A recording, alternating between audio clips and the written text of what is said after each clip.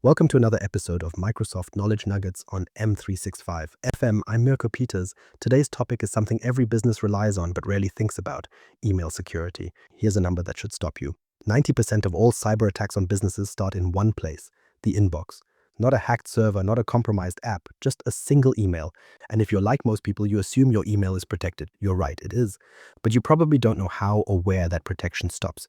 By the end of this episode, you'll know exactly what Exchange Online Protection does, where its limits are, and whether you need something more. We'll cover 3 filtering layers, a safety net that catches what slips through, and the upgrade decision that could save your business. Here's the simplest definition. What exactly is Exchange Online Protection? Exchange Online Protection, or EOP, is the built-in email security layer that comes with every Microsoft 365 plan. No extra cost, no setup required for basic protection, it's just there. Think of it like the front gate security guard at your office building. That guard checks everyone who walks in, looks at their badge, verifies they belong. But once they're through the door, the guard doesn't follow them around, and that's exactly what EOP does. It has 3 core jobs: stop spam, block malware, and catch basic phishing. Everything runs in the cloud, so you don't have to maintain servers or update software. Here's the key point. EOP is always on, even if you never touch a single setting. You could buy a Microsoft 365 license, never open the admin center, and EOP would still be filtering your email. But it's not a full security suite. It's the foundation, the bare minimum. And since you're already paying for it as a beginner, you might as well understand what you've got. Layer 1, anti-spam. Let's start with the first layer, the one that handles the most noise. Spam. Spam is volume. About 99% of unwanted email is just bulk junk. Newsletters you never signed up for. Promotional offers, random garbage. But spam isn't just annoying, it's also the cover that attackers hide behind. So how does EOP filter it? 3 ways. First, connection filtering. EOP checks the IP address of the sending server against known reputation lists. If that IP has a history of sending spam, the message gets blocked before it even reaches your mailbox. Second, content filtering. EOP scans the actual words and patterns in the email. Subject lines, body text, embedded links. It looks for signs of spam. Third, bulk complaint feedback loops. If enough people mark a sender as spam, EOP learns and starts blocking that sender for everyone. The goal is simple: keep spam out of your inbox without accidentally deleting legitimate mail. So what happens to flagged spam? It goes to quarantine or to the user's junk folder. Admins can customize which one. For example, say a sender from a known spam list tries to send you an offer. EOP sees the IP, recognizes it, and blocks the message before you ever see it. Most users never notice this happening. It's completely invisible when it works, but admins have controls. You can adjust how aggressive the filter is, standard or strict. You can set allowed and blocked sender lists. You can configure quarantine notifications so users know when something was held back. Why does this matter? Because spam is the bulk of all email attacks. Filtering it out reduces the noise for the other layers. That means the anti-malware and anti-phishing systems can focus on the real threats instead of drowning in junk. Layer 2, anti-malware. Spam is mostly annoying. Malware is dangerous. So let's talk about the second layer, anti-malware. This is what catches viruses, ransomware, and trojans hidden inside attachments. Here's how it works. When an email arrives with an attachment, EOP inspects that file in real time against a database of known malware signatures. It also uses heuristics, behavioral patterns that suggest something is off. So what exactly does it block? By default, EOP blocks executable files like X and ASCII. It blocks scripts like VBs and .js. It blocks archives that contain suspicious code, a whole list of common dangerous file types. But here's the critical limitation. EOP does not sandbox unknown files. It can only catch threats that have already been identified. If a brand new piece of malware lands in your inbox that nobody has ever seen before, EOP has no signature for it, so that message gets delivered. Catching zero-day malware requires Defender for Office 365, which detonates those unknown files in an isolated sandbox to see what they actually do. Let's make this concrete. Say someone sends you a PDF with an embedded macro that's known to be malicious. EOP recognizes that signature, quarantines the message, and you never see it. The malware never touches your computer. That's the good news. What happens to detected malware? The message gets quarantined or rejected entirely. It never reaches your inbox. There's a backup system called zero-hour auto-purge, ZAP for short. If a malicious attachment somehow gets delivered and then Microsoft's threat intelligence updates, ZAP can retroactively remove that message from your inbox. We'll cover ZAP in detail later. But for now, here's why this matters to you. Most ransomware starts as a malware-laden email. Someone opens an attachment and within minutes, their entire company is locked out of its files. EOP catches the known stuff, which is still the vast majority of attacks. It won't stop everything, but it stops enough to make a real difference. Layer 3, anti-phishing. So now we get to the layer that fools people the most. Phishing. It's different from spam and malware. It's not about code. It's about trickery. Fake login pages that look identical to the real thing. urgent requests that demand immediate action. Sender addresses that are slightly misspelled, Microsoft.com instead of Microsoft.com. This is social engineering, not a technical exploit. So what does EOP actually do against phishing? Three main things. First, spoof intelligence. EOP checks whether the sender's address has been forged. If an email claims to be from your bank, but the underlying authentication fails, EOP flags it. Second, it verifies email authentication protocols. That's SPF, DKIM, and DMARC. These are technical records in DNS that confirm the sender is allowed to use a domain. Third, it uses machine learning models that look at sender behavior patterns to spot anything suspicious. But here's what EOP does not do. It does not detect impersonation of specific people. So if an email looks like it's from your CEO asking for gift cards, EOP probably won't see that as dangerous. It can't learn who your executives are and protect them directly. That requires Defender for Office 365. It also doesn't scan links at click time. If a link in an email looks clean when it arrives but turns malicious 2 hours later, EOP won't catch it. Let's use an example. You get an email that appears to be from your boss. The display name says Sarah Johnson. The message says she needs you to buy gift cards for a client, but the actual sender address is sarah.jacehansen@gmail.com, a 0 instead of an O. EOP might flag this if the domain looks suspicious or if authentication fails, but it won't recognize that Sarah Johnson is your actual boss, and this is a targeted impersonation attack. That's a big gap, and this is where DMARC comes in. DMARC is a DNS record that tells receiving mail servers what to do with emails that fail authentication. If you publish a strict DMARC policy for your domain, it becomes much harder for attackers to spoof your company's email addresses. EOP uses DMARC information when it's available, but it can't enforce it for you. You have to set it up yourself. That's why user awareness matters. Even with EOP, some phishing emails will get through, especially the targeted ones. EOP can add safety tips to emails like a warning that says, this sender is not verified, but those have to be enabled. So here's the takeaway. Classic spam filtering can't stop social engineering. EOP's anti-phishing blocks a lot of basic phishing, but it has clear limits, and those limits are exactly where attackers focus their efforts. The Retroactive Safety Net, 0-hour auto purge. So what happens when a bad email slips through those 3 layers? It will. No filter is perfect. That's where 0-hour auto purge comes in. ZAP for short. This is EOP's safety net. Here's how it works. ZAP continuously scans messages that were already delivered to inboxes.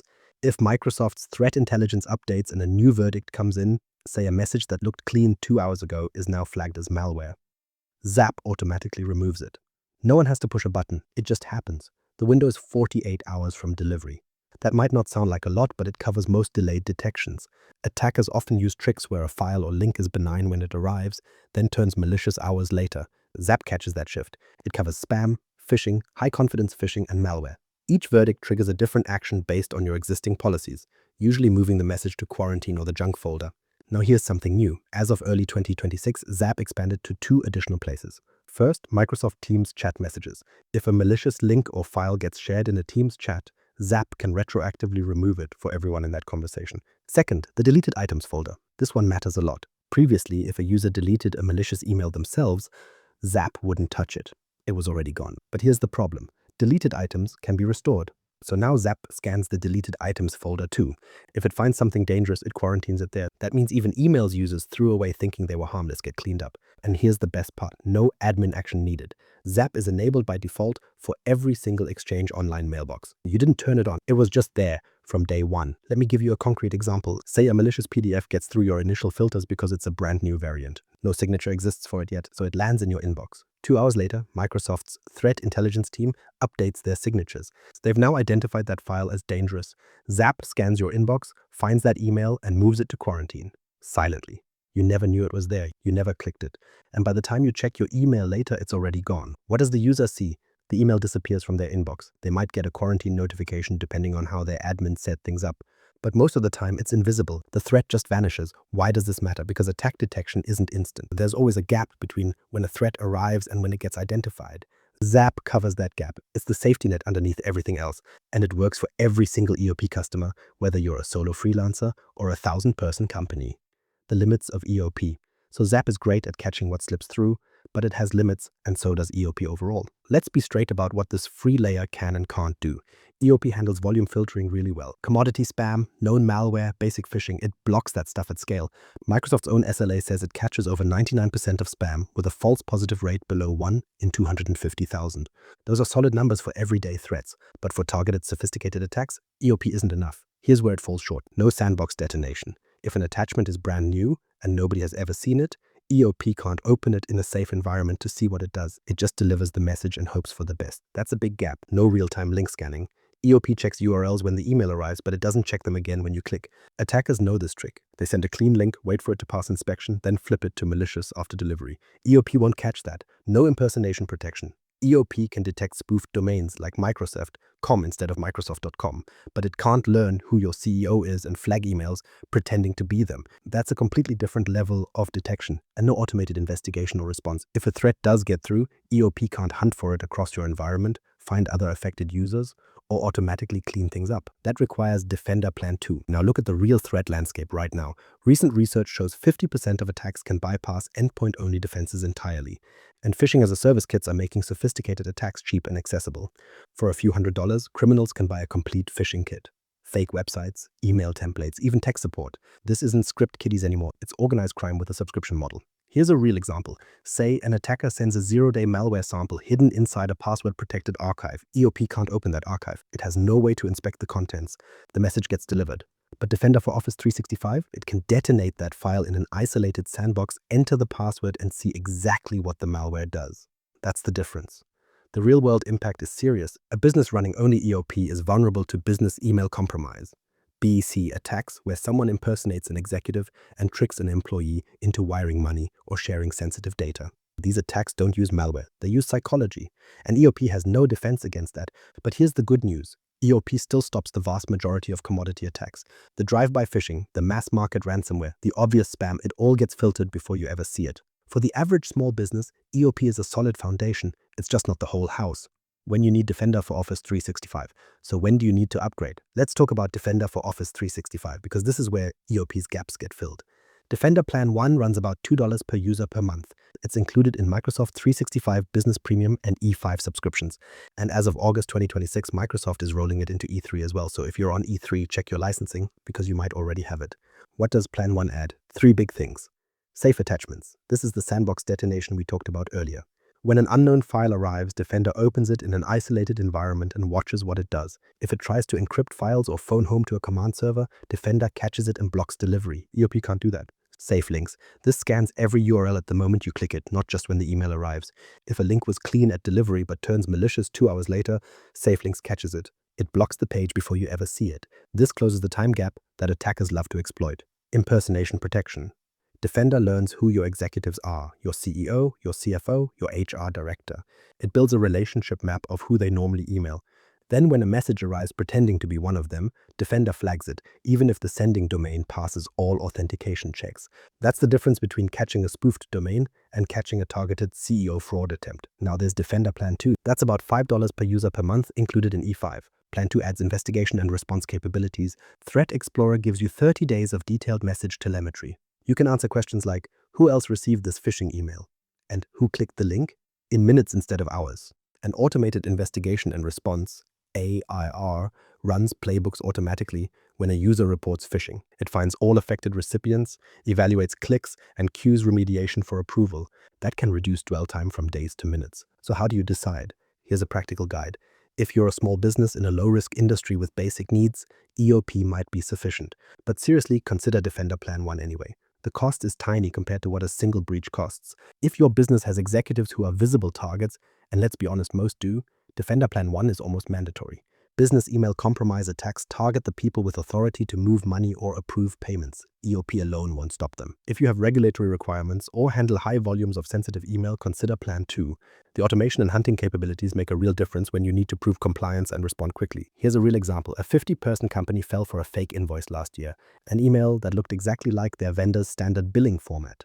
The finance team paid it. $20,000 gone. Defender's impersonation protection would have caught that email because it recognized the vendor domain was slightly off. EOP alone didn't flag it. And here's the thing. The cost of a breach, lost data, ransomware payouts, reputation damage, customer trust, dwarfs the per-user cost of Defender by orders of magnitude. $2 per user per month is less than a cup of coffee. A single ransomware attack can cost hundreds of thousands. How it all fits together. So here's how these pieces actually connect. That's where the real understanding comes from. EOP is the base layer. It's always on, handles the bulk filtering, and stops about 99% of the noise before it ever reaches you. That's the foundation. Defender Plan 1 adds the smart layer on top. Real-time link scanning, sandbox analysis for attachments, impersonation detection. This is where those targeted attacks get caught. Defender Plan 2 sits above that with investigation and automation, threat hunting, automated response, campaign correlation. This takes you from reactive cleanup to proactive defense. Together, they form Microsoft's email security stack. And here's the important point. They're not three separate tools. It's one system with three tiers. You buy what you need, and the integration is already built in. Remember the office building analogy. EOP is the front gate security guard checking IDs. Defender Plan 1 is the security cameras and badge readers inside, watching what people do after they get through the door. Defender Plan 2 is the security operations center, monitoring everything, connecting signals, and dispatching response. Integration matters because the pieces talk to each other. When a user reports a phishing email, Defender automatically connects that report with other signals across the stack. It checks if the same sender targeted other users. It looks for similar patterns in email traffic. It connects dots that a human analyst would take hours to find. And ZAP works across all layers. Whether a verdict comes from EOP's signature database or Defender's sandbox analysis, if the determination changes after delivery, ZAP removes that message retroactively. It's the common safety net underneath everything. Here's the real knowledge nugget. Email security isn't a single product you buy and forget about. It's layers that build on each other. Buy what you need but understand the gaps, because the gaps are exactly where attackers are looking. So what should you do now? Start with something free. Check that your domain has a DMARC record published in DNS. That alone improves EOP's effectiveness against spoofing attacks. Second, if your organization deals with sensitive data or has visible executives, trial Defender Plan 1. The cost is small and the protection is significant. And remember, no tool catches everything. Train your users to spot phishing. They're the last line of defense. Hit subscribe for more plain English breakdowns of Microsoft security and drop a comment if this helped. I read everyone.